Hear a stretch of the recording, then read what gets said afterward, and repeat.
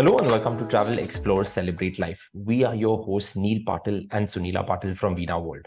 Now, this week we are going to talk about one of the most majestic cities in India, in the princely state of Rajasthan. This is the second largest city of Rajasthan. This city is often known as the Blue City. It's known for its forts, temples, textiles, food, and a whole lot more. But more importantly, it also houses one of the largest ports in incredible India.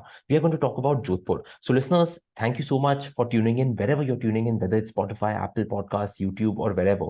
But I'm so excited to talk about Jodhpur because me and my wife Heta over the last few years have been there multiple times. Sometimes we have just gone there just because we want to get a nice feel of the culture of Jodhpur. Sometimes we have gone there because we love the zip lining at Mehrangarh, and we've gone there just to shop around. So there's a lot to do. Sunila, you have also been there many, many, many times. So without wasting any time, let's get into Jodhpur. What is a good point to start the episode when we are talking about Jodhpur? Hi, Neil. Hi, everyone. And Neil, yeah, good point. So, what comes to your mind when you think of Jodhpur? What's the vision or the image that comes to your mind, right? Let's start with that. Okay, so there are two things that come to my mind. Okay, one is that it is often known as the Blue City, and rightly so, because when you arrive into Jodhpur, it's only blue, blue, blue, blue everywhere. And the other one is an image of The Dark Knight Rises, the first scene of that movie when Christian Bale is coming out of that well or the prison as they call it, and there's this nice, great landscape photo of an amazing fort. And when everyone watches it the first time, everyone questions, like, oh wow, this is incredible. Where is this? And of course, that is in Jodhpur. So these two things come to my mind, but I think we should start with the Blue City. Why is it called the Blue City? And like, what's the relation with this blue color and what does it remind you of? Yes, Neil. So, I think you've just hit the right point because that's exactly what Jodhpur is. And when you think of the cities in Rajasthan, like especially, when we are explaining to our inbound guests, people who book their tours from other countries who want to come and see India, and they often know that Jaipur is the pink city because it has the pink sandstone. Jaisalmer is the golden city because it has completely the stone used there is the Jaisalmeri stone, which is all yellow and gold. Udaipur is the white city because all the buildings there are white, and Jodhpur is the blue city. So Rajasthan, just as colorful as it is, the people are colorful. Everything is so colorful out there. I mean, I cannot ever imagine a very dull, dark, sad picture of Rajasthan. It's always so full of life and so full of colors, and rightly so, because even the cities have their own identity. The cities have these beautiful colors that they're identified by. And Jodhpur, yes, of course, the blue city. And I think you mentioned Mehrangarh Fort, the fort. When you go on top, all you see is a sea of blue. So there are many interesting stories as to why Jodhpur really is blue. For me, I think it's a photographer's delight. I just love the whole, those landscape images with the blue all spread all across. But Neil, one of the reasons actually was, identification. So initially, there were a lot of castes out there, and the Brahmins especially, they wanted their homes to be identified that a Brahmin lives here, and they started painting it blue. Later on, I think everyone decided equality was the best way forward, and then everyone started painting their homes blue.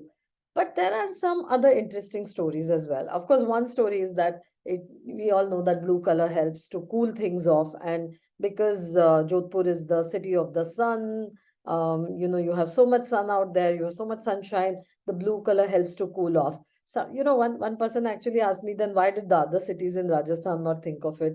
And I said, well, that's a good question, but I don't want to know. And I'm happy they have their own colors because Jodhpur is like so distinct.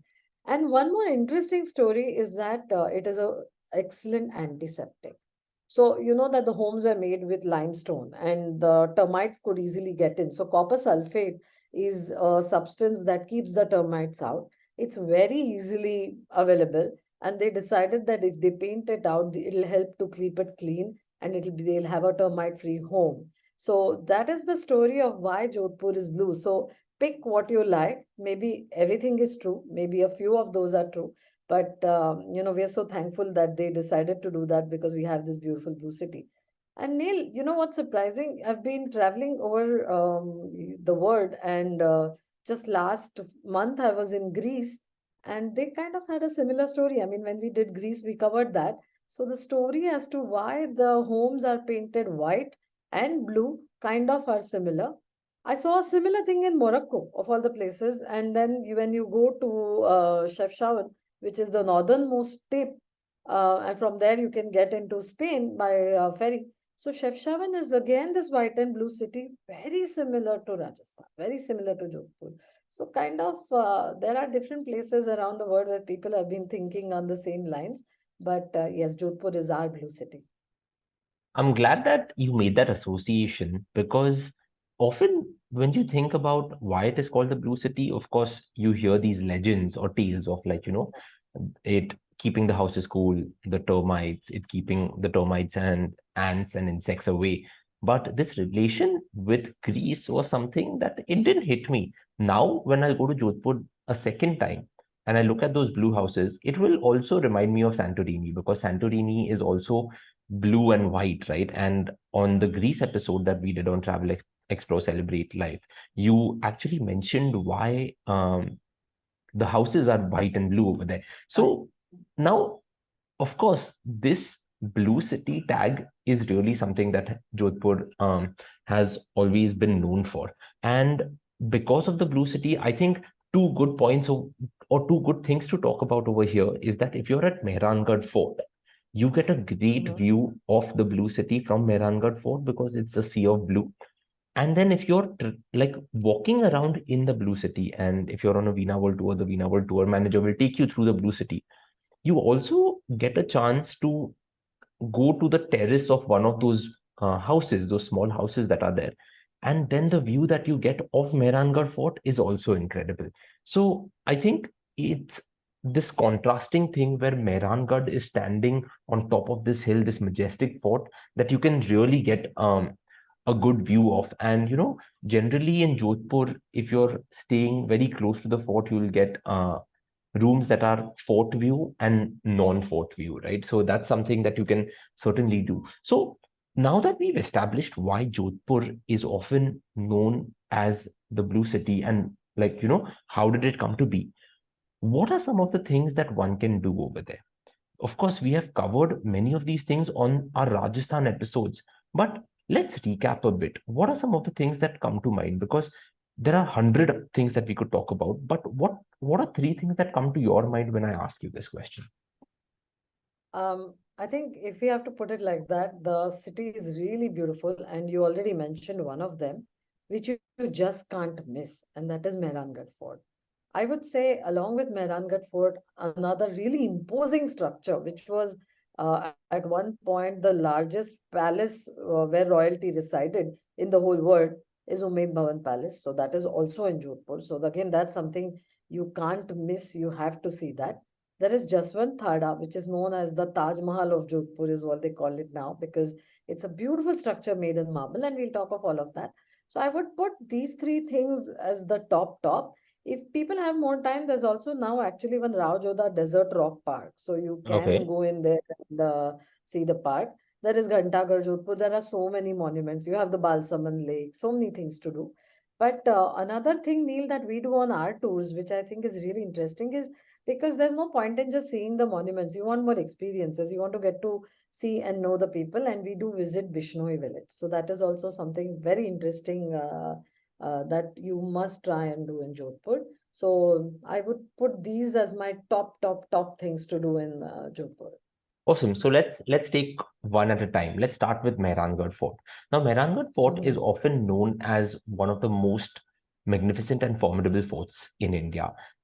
If you go to Mehrangarh Fort, you'll notice that there are 7 gates which can be used to enter the fort. And once you enter the fort, you get a great panoramic view of Jodhpur. But as you're going through the fort, you'll go through different rooms, right? They are called mahals. There is the Moti Mahal, there's the Fool Mahal, there's the Sheesh Mahal, and Right. different Yeah. different other things. Now, I remember when I went there, there was Mhm. a story of this, I don't know, this person who was buried alive over there. And that story has become a legend. And everyone who goes to the fort like is told the story, and I think it's a good point to ask you, like, can you tell us that story and what is the significance of that story with Mehrangarh Fort? Yeah, Neil, I think all magnificent things have a dark side to them, or a story associated with that. And even with Mehrangarh Fort, when it was being built, and in 1459, around the 15th century, they decided to start building it. So the story goes that, of course, they had to identify a place because a fort has to be seen from everywhere. So they were looking for a hill where they could build it. And Rao Jodha, the founder of Jodhpur, Jodhpur is named after him. So he chose this hill. Now, this hill was also a place where a lot of the birds would reside. So there were a lot of birds there, and there was a saint there, Chidianath ji, who used to feed the birds. So even when everyone left, he refused to go. Like this hill itself was known as Bhakur Chidiya, which means Chidiya is a bird. So it was known as the hill of the birds. And Chidianath ji was this person who would take care of the birds. So he refused to move. Now we know what happens when people refuse. You cannot build great structures. We've seen that happen in our cities as well, with all of these constructions and other things coming up, right? So when he refused to go, Rao Jodha then apparently went to Karni Mata ji, and in Dashnok we have the rat temple, which is associated with Karni Mata. Now there is this legend that was Karni Mata actually real? They say that she was a goddess, but they also say that she was a warrior sage. So apparently, and everyone listened to her. So when Rao Jodhaji went to her and he requested her that please move this person. So when she came, Chidianathji had no option but to leave, but he cursed him. And he cursed him and he said that you may build a beautiful citadel here, you may build a fort here, but you will always have drought and you will always suffer for water. And actually, they have water scarcity there. Every 3-4 years, there is a drought associated with that. Now, Rao Jodha wanted to, of course, nobody wants to live with a curse, and he really pleased with him. He appeased and he built a house for Chidianathji also. But now, once he had said the words, he had said it, he couldn't take it back. And then ultimately, they came to a conclusion that the only way to really, take care of the curse was if you actually are able to bury a live human there. And then they say that Rajaram Meghwal, the person who actually went, he himself volunteered because he wanted to care for his family and he thought it might be for the bigger good, for everyone's good. And he actually offered to give his life. He sacrificed his life. So he was buried live in the fort. And of course, Rao Jodha and the other rulers took care of his family. And even today, apparently, they live there. So you're right. When you go to the fort, you do see a little plaque that tells the story of Raja Ram Meghwal. But yeah, someone was actually buried live inside the fort so that everyone may live happily, which Yeah, is that's crazy. yeah, that's a crazy story. And I guess when the guides tell you this story and you're at the fort, like, it gives you goosebumps for some reason. Now, as you're going through all of the rooms of uh, the fort, there are different places, right? There's Moti Mahal, there's Phool Mahal, there's Sheesh Mahal. Sheesh Mahal, as the name suggests, is a very decorative mirror hall that you Mirror, can see. all, Uh, all of then there is, of course, the Moti Mahal, which is the largest room of the fort. And if you are just walking around in this fort, you'll probably not understand anything, because for you, then it becomes just these rooms, right? And people are it's clicking just photos of it. stones. It's just stones. It Yeah. doesn't make any. Yeah. Yeah. So that's why I think it's very important that you stand in the courtyard, understand what each of the rooms um, like are significant for and all of that. Now, one of the cool things that you see as you go to the top of the fort is that well, which Christian Bale or Batman came out of, and then we got that panoramic view. So that's also a bucket list item for many movie buffs or many Dark Knight or Batman fans, that we have ticked that off. So Mehrangarh is one place that you can certainly go. And one thing that you can certainly do over there is you can do zip lining. Not many forts around, not only India, but around the world, offer zip lining with the background of the fort. And zip lining is a thrilling Wow. activity. But when you're doing the zip lining with the background of the fort, photos are great, which means your Instagram game Yeah. is taken care of. It's the You whole can, experience. I mean, yeah, I've ziplined across forests and other things, but with something as historical as Mehrangarh, that would be amazing. yeah, Yeah. I think, and I have done it multiple times. So that's also something that is pretty cool. Now, Sunila, we've spoken about this, but there's another palace in Jodhpur, and you Mhm. mentioned that when I asked you the three things. That's Umaid Bhawan Palace. Now, suddenly, airfares to Jodhpur have become very expensive, especially during this time, because everyone travels to Jodhpur during the winter months because it is great. Um, Almost daily Veena World tours are going to Jodhpur, but Rajasthan in particular has become a destination wedding destination, like destination wedding destination, and we often see Bollywood weddings happening here and all of that. But when there is a wedding happening in Jodhpur, and there is a very high profile wedding, there's often Umaid Bhawan Palace that is taken. Now, Umaid Bhawan Palace is often, like you only had told me a few weeks ago, is often known as one of the most expensive hotels, not only in India, but around the world. So tell us a little about Umaid Bhawan Palace. Neil, Umaid Bhawan is not only one of the most expensive, but I would say one of the most luxurious as well. So if you're really looking for this beautiful stay, you want a nice, luxurious stay in Rajasthan, then at least put in one night into the palace. And I think a nice way to do it is when you actually book another hotel, do the sightseeing of Jodhpur, do your attractions, go and tick off everything that you want to do, shopping and other things, and then come and stay, book your stay at Umid Bhavan and just enjoy the hotel. Because here it's not just a hotel, it's a palace hotel. It was one of the, I think in 1943 when they built it, it was one of the biggest royal residences in the entire world.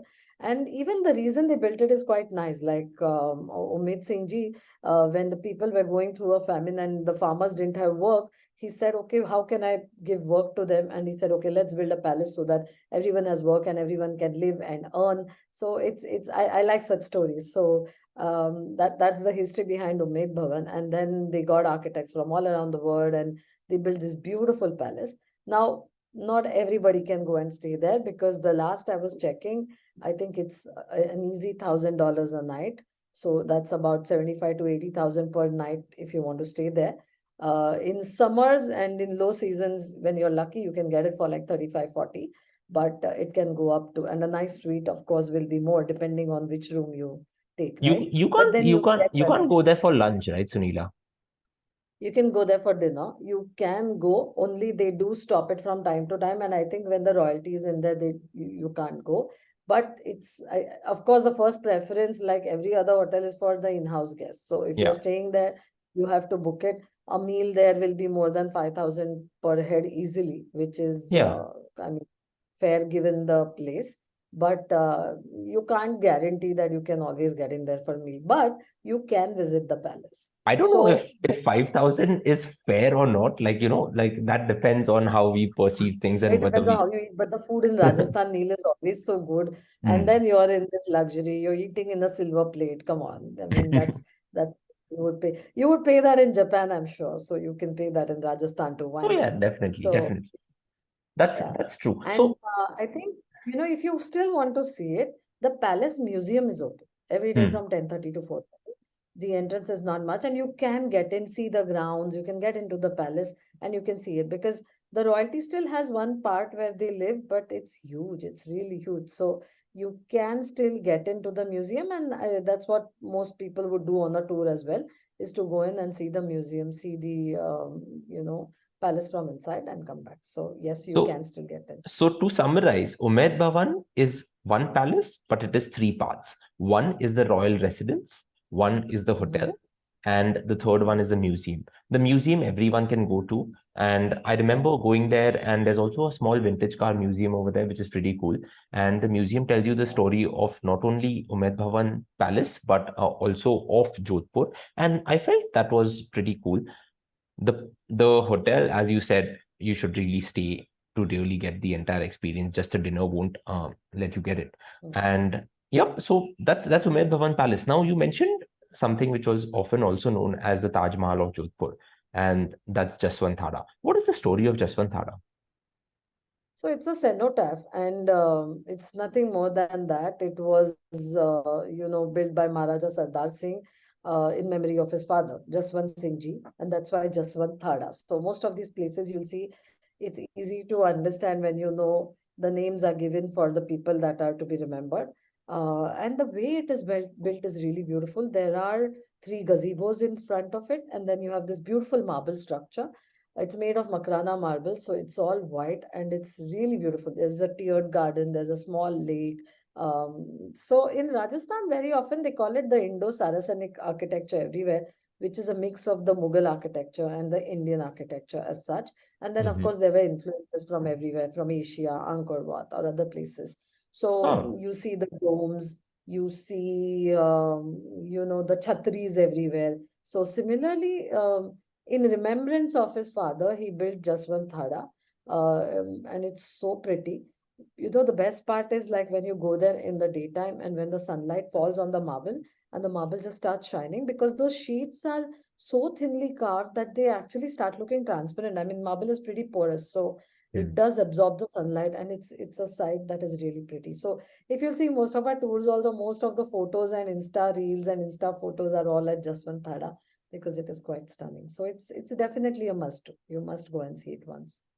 Yeah, I would quite agree. And then it's on the way to Mehrangarh Fort, so you can do both of them Mm. together. You mentioned Bishnoi Village. That's an excursion. And what's significant about Bishnoi Village? Like, is it just a regular village visit, or there's something unique when you go to Bishnoi Village? So, Bishnois are people, Neil, they are a tribe that do not distinguish between nature and humans. So they like to live together with the wildlife. And Hmm. this was the community that when they were really uprooting all the trees and to build things out there, they are the ones who went and stuck to the trees and refused to let people cut down the trees. They said, you have to, first you have to kill us if you want to kill the trees. So they held on, and ultimately the government and the kings had to give in, and they said, okay, they did not cut down the trees and they saved the village. So this is a community that lives like that. And you'll see that there are lots of animals. They treat animals as humans. So they are I would say, first environmentalists of India, and that is actually what they are known as also, because Hmm. this is a community that has completely adopted how to live with the environment, how to take care of the environment, and how to become a part of it. So you will not see that, okay, humans, animals, nature, wildlife, it's all together, and their love for nature and wildlife is seen everywhere. So they live in harmony, and that's something that you should experience and actually see, because they still live like that. They're vegetarians. They pray to the Hindu deity Vishnu. So they believe in all that, and they believe that it is their duty to save the wildlife. So they will do anything and everything as a community to keep saving the wildlife. So it's kind of become a thing that you should go and see, because not only is it nice, but you actually get to meet and see people. And I think that's an important part of travel too, not just looking at monuments, but actually getting and exploring the communities, meeting them, Yeah, seeing the that's true. shepherds, how they live. So that's quite interesting, and you will see it on our tours as well when you visit Yeah, like, Jodhpur.